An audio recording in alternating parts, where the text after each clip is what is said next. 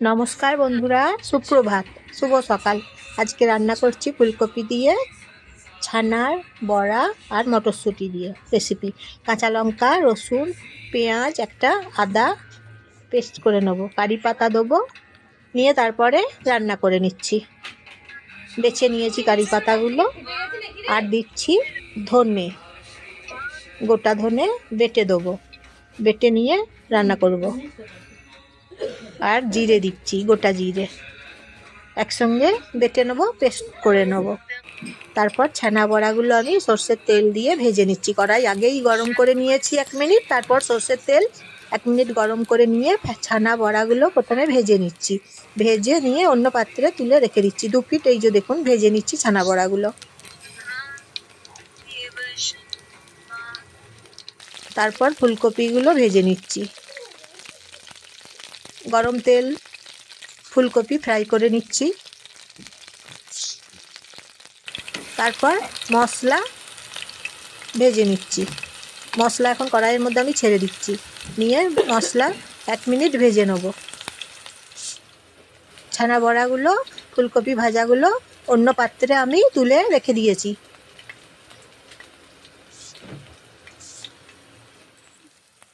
তারপর মশলা ধোয়া জল দিচ্ছি, মশলা কষে নিচ্ছি।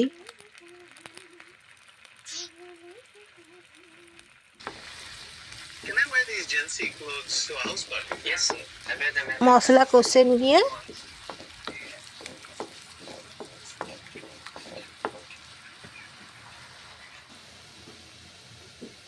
এই যে মশলা দেখুন কষে নিচ্ছি। কারি পাতা মশলার মধ্যে কড়াইয়ে কারি পাতা ছেড়ে দিচ্ছি। আমি জয়ার রান্নাঘর থেকে নমস্কার নেবেন। হলুদ গুঁড়ো দিচ্ছি, ভালোবাসা নেবেন, স্বাগত নেবেন, সবাই শুভেচ্ছা নেবেন, স্বাগত জানাই। লঙ্কা গুঁড়ো দিচ্ছি আর নেড়ে চেড়ে নিচ্ছি। ফুলকপিগুলো আর ছানার বড়াগুলো আমি এখন কড়াইয়ের মধ্যে ছেড়ে দিচ্ছি। নুন দিচ্ছি।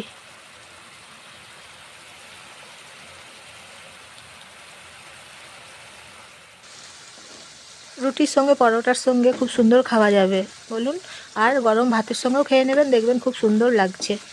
একদম অসাধারণ স্বাদের তরকারি, ফুলকপি ছানার বড়ার তরকারি।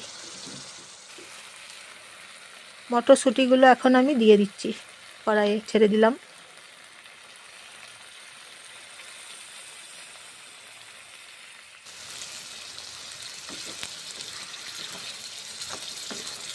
নেড়ে চেড়ে নিচ্ছি, কষে নিয়েছি, দেখুন কষা হয়ে গেছে।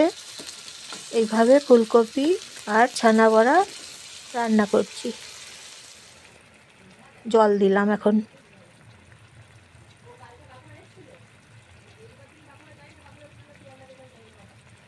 রান্না করে নিচ্ছি। ফুলকপির ছানা বড়ার রেসিপি হয়ে গেছে। 5 মিনিট পর জল শুকিয়ে গেছে, জল দিয়েছিলাম আগেই, জল শুকিয়ে গেছে, এখন হয়ে গেছে। রুটি পরোটার সঙ্গে দারুণ লাগবে। এই যে দেখুন জল দিচ্ছি, জল দিয়ে তারপর একটু সময় দেবো।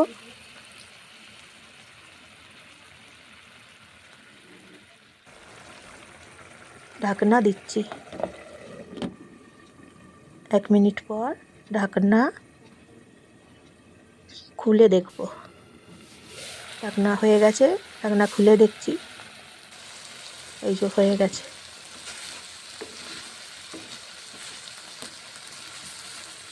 তাহলে আজকের এই রেসিপিটা দেখলেন তো কি সুন্দর করে বানালাম। হয়ে গেছে। অন্য পাত্রে আমি এখন তরকারিটা ঢেলে নিচ্ছি। এই যে দেখুন ছানার বড়া ফুলকপি তরকারি রেসিপি রান্না করলাম। কেমন হয়েছে কমেন্ট করে জানাবেন, আর সাবস্ক্রাইব করে দেবেন, এবং লাইক শেয়ার কমেন্ট করবেন, আর প্রিয়জনদের সবাইকে শেয়ার করে দেবেন। হয়ে গেছে তরকারি ছানা বড়া। সুস্থ থাকুন, ভালো থাকুন, নতুন নতুন রান্না নিয়ে আবার